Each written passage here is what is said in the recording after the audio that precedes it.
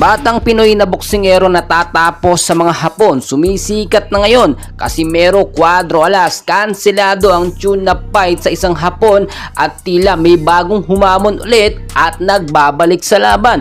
Well mga idol, bago tayo magpatuloy, please don't forget to like and subscribe and always hit the notification bell. Maraming salamat po. So sa mga boxing fans natin, hindi naman lingid sa inyong kaalaman na sumisikat na nga po ngayon etong ating tinutukoy na malakas na boksingerong bata at Pinoy na si Christian Araneta. And as of now, nasa lightweight division ito na may total fights na 25 at 2 losses, no? Kung titignan nyo, marami na itong tinalo talaga at nakakasabay sa magalakas at magagaling na boksingero. Ito po'y binabantayan din kasi Casimero Angas ng Pinas, no? Kumbaga parang bata-bata na niya ito at tinuturuan niya. Ito yung sinasabi natin na may potensyal, no? Sa edad po na 28, no? Marami pa at talagang mataas pang maaabot ng batang boksingero na ito na may potensyal talaga from Cebu. So sa kabilang balita naman, Casimero Angas ng Pinas, kanselado ang tune na fight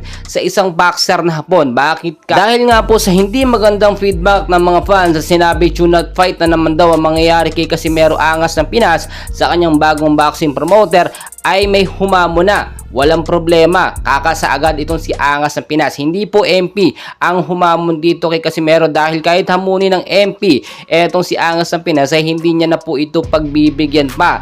Ang tinutukoy natin dito na humamon nga at muli nagbabalik ay ito nga pong si Duheni na alam naman nating umatras na sa laban nila ni Casimero Angas ng Pinas. Well, si Duheni alam naman natin retired na boxer na yan, pero malakas yan to at marami na ring tinalo. So hindi na siguro masama na yan ang makakalaban ni Casimero Angas ng Pinas, no? Kaysa naman dito sa tune fight na Hapon, baka maubos lamang ang oras at lakas ni Casimero Cuadro Alas dito. Kung titignan nyo, as of the moment, as of now, tuloy-tuloy ang ensayo ng ating pambansang Angas ng Pinas na si Cuadro Alas.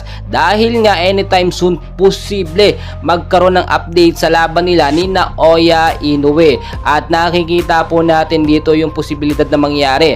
Baka nga, once na makakalaban ni Casimero Angas ng Pinas itong si Naoya Inoue, baka mag-retake. Dahil syempre ayaw ni Angas ng Pinas na masapawan pa siya ng ilang at mga bagong boksingero. Alam nyo, no, etong si Angas ng Pinas nasa 30s na mahigit ito. At kapag nasa 40s ito, bababa na yung mga boksingero manghahamon sa kanya at mas pipiliin yung mga batang boksingero na pausbong pa lang. Same scenario kay Manny Pacquiao, no? Nung pumasok ang edad niya na 40 ay hindi na siya nagkaroon ng mga hamon na laban, no? May mga naghahamon pero ayaw na nga po ni Pacquiao dahil sa kanyang edad, baka mapasama pa at matapos ang kanyang karir sa boxing.